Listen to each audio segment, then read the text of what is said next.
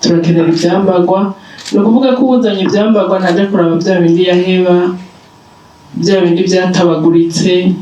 Oya, uraraba ico nawe ushobora kwambara ukaja mu bantu, kuko nubwo uwo muntu aba ari ntaho nikora, si we aba yaravyigize, kandi nawe aguma ari umuntu, haguma ari ikiremwa c'Imana. Ni ukuvuga iyo mpuzu nawe ubona utoyambara ntuyitange, utange ico ubona nawe ushobora kwambara, ko n'uwagiye kucambara ni umuntu nkatwe. Hama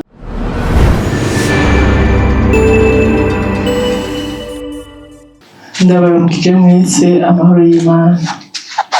Bwa mbere na mbere nagomba nshimire Imana mushobora byose kuri umwe wese muri mwebwe ari muri kino kibanza. Ndayishimire ko yabazigamye ikadushikana ngaha twese turi bazima. Ni ubuntu bwayo, yatugiriye neza, irakaninahatswa.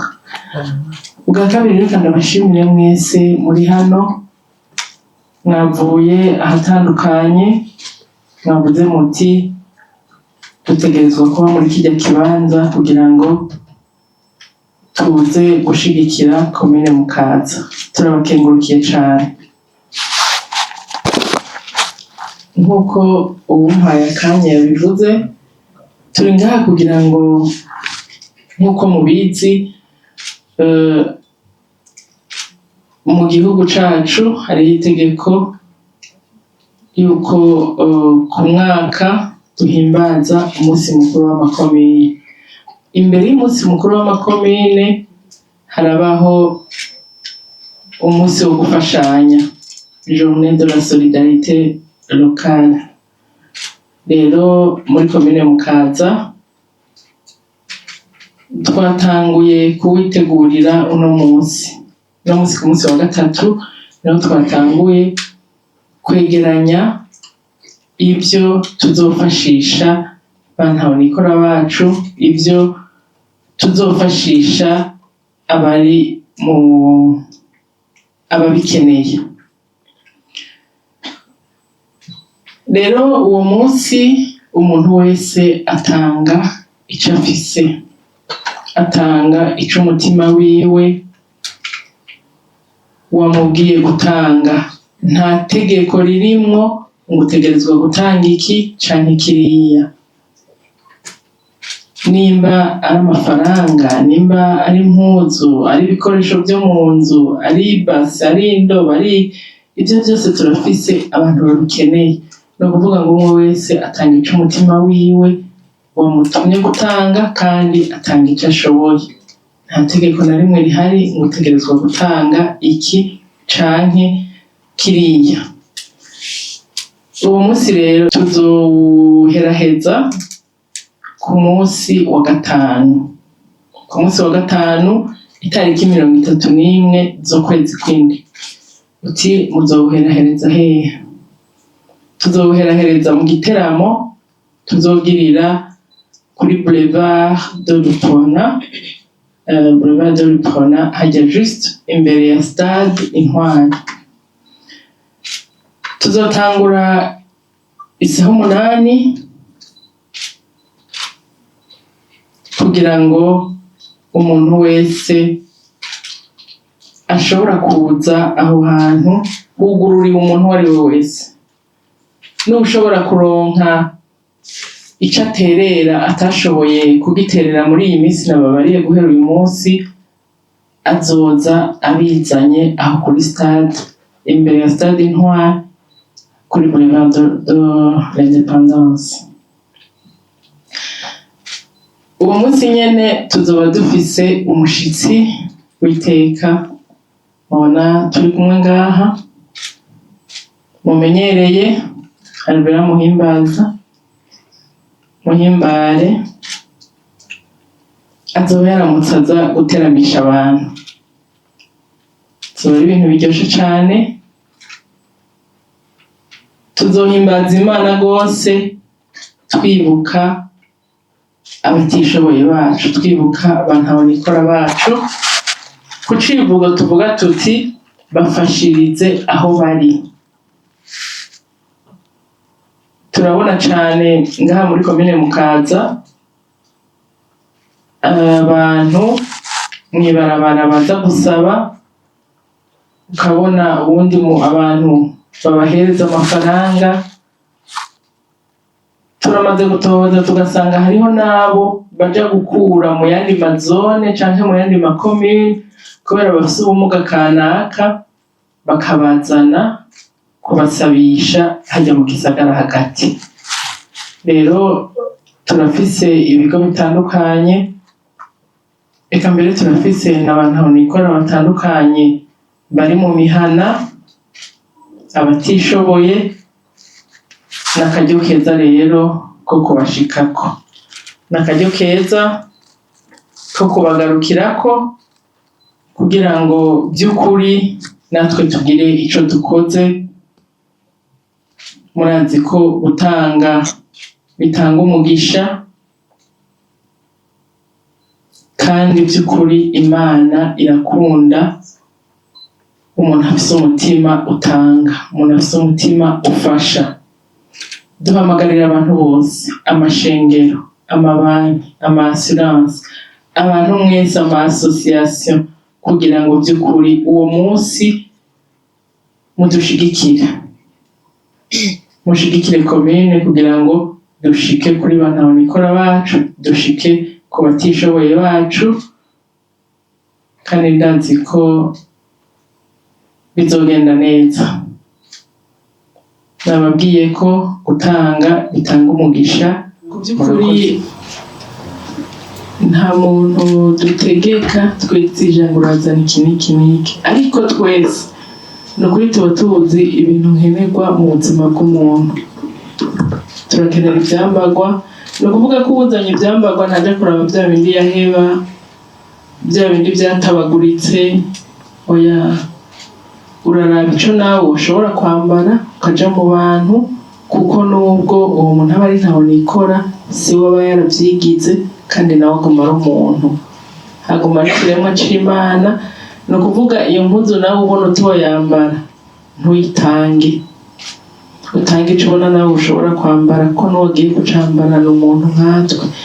Hama murazi yuko bantahonikora barakenera ibifungurwa bitandukanye, cane cane turasaba nk'abazana ibifungurwa ibitabora. Murazi yuko nk'uko umunyempano yabivuze, turegereje, turi mu buruhuko bw'ici, uburuhuko buheze abana baca batangura amashuri. Turafise abana usanga by'ukuri boja kw'ishuri, ariko kubera uko babayeho, kubera ubukene imiryango yabo bifise, adashobora kuronka amakaye. Nayo nyene ni ikintu ciza, ni ukuvuga ngo nibirya twese dukenera mu buzima. Bantahonikora ni abantu nka twebwe, nabivuze, bakenera birya natwe dukenera. Ni ukuvuga ngo umuntu ico aronse ntaze yitinye, ico arico cose tuzocakira. Murakoze cane. Mu bisanzwe buri zone, murabona amazone agize komine, buri zone irafise intonde z'abantahonikora. Hanyuma kandi turafise n'amarerero, turafise abatamakazi usanga bari mu mihana mugabo ataco bashoboye kwihereza. Turafise imfuvyi n'abapfakazi, dufise imigwi myinshi. Murakoze cane.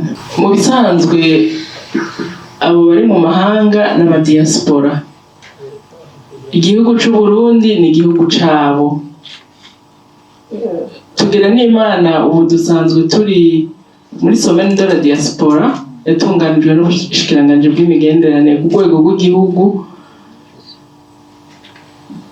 Twibaza ko abadiaspora benshi bari ngaha, ni ukuvuga ngo nta n'umwe yimiriwe. Umudiaspora ni umuvuka komine, ni umuvuka gihugu, nawe nyene arahamagariwe guterera bene wabo, nta n'umwe yimiriwe, kandi bose tuzobakirana urweze. Murakoze. Kuri uwo munsi wa gatanu uzoturyohereza urubanza, nibaza ko mwese mumuzi, nawe ni n'umunyempano yitwa Kigingi. dufise igikorwa twifuza gukora ku munsi wa gatanu kuva saa 8. Ni igikorwa cyo gufasha abatishoboye. Ndizera neza ntakekeranya ko abantu bose bashoboye kano kanya, ntabwo bavutse bashoboye. Twese murabizi muri Bibiliya ntavuga ngo navuye mu nda ya mama nambaye ubusa, zosubira mu nda y'isi ataco mfise. Natwe twisanze muri iyi si ata kintu kinini dufise, kandi uruhara runini rw'ibintu twita ko twaronse si uko twakoze cyane gusumba abandi, si uko benshi muri twebwe tuva mu miryango ikize. Natwe twagize abantu badufata ukuboko baradufasha. Dushitse aha hantu uyu munsi kubera abantu bemeye kugira ico batanga kugira ngo dushobore kugira aho twishikanye mu buzima bwacu. Ari nayo mpamvu kuba hari abadufashe mu mugongo, natwe tudakwiye kubyibagira ngo twibagire natwe kugira abo duterereye, tugira ico duterera mu buzima bwabo kugira ngo nabo bashobore kugera aho bageze. Uyu munsi umwe wese tumuhaye mikro ngo ashobore kuvuga, twese dufise nahize abantu twavuga ngo iyo ntabona naka simba narize nahize ishuri. Ndazi muri twebwe hari n'abantu bashobora kuba barabaye mw'ibarabara nk'uko bariko barabivuga.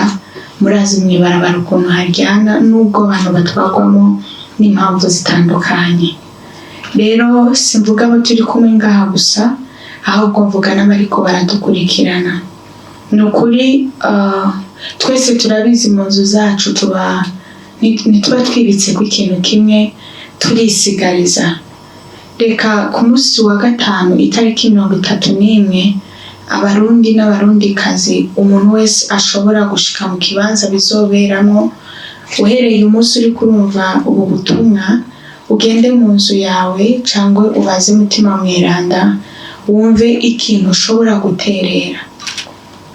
Gutanga biba bisa nkaho umuntu ataye, ariko ni imbuto umuntu ateragira, kandi iyo umuntu abivye ntashoka abona ibyo yateye ako kanya, ararindira bikamera hama bikazomugarukira. Ushobora kwibwira uti jewe nkunda gufasha umuntu ariko ndamwihereye mu minwe, ariko igikorwa kiriko gikorwa n'igihugu. Imfashanyo umuntu wese azozana ndizera ko izoshikira abo yageneye guhabwa kandi izobagirira umumaro, kandi ni igikorwa c'Imana tugomba dukore kizotugirira umumaro twese. Rero ntarondogoye ndahamagarira umuntu wese ariko araturaba, si ngombwa utanga amafaranga, haba amashirahamwe, haba amashengero, haba abanyempano. Ku ruhande rwanje hambavu y'ibyo nzozana bigaragara, naravuze ngo kuva ari igikorwa cyo gufasha abatishoboye, nanje ndemeye gutanga impano yanje kugira ngo izifashe muri ico gikorwa kigende neza. Namwe muri ngaha mufise ibintu byinshi byo gutanga impano yabahaye. Nukuri uko tubabona ngaha abariko tuzobabona no ku munsi wa gatanu, mwaje kudushigikira kuva saa 8, ndetse n'abariko baradukurikirana bose ku munsi wa gatanu. Impuzu, ibyo gufungura, amafaranga, abazana amakaye. Turi mu gihe abavyeyi bagomba batangure kugurira amakaye abana yo kujana ku ishure. Hari abana benshi bari mw'ibarabara bakeneye kwiga ariko babuze ingene bashobora kwiga. Muze mushidukane n'iyonka, muze muzanye izo mfashanyo zanyu kugira ngo dushigikire kino gikorwa. Murakoze, Imana ibahe umugisha.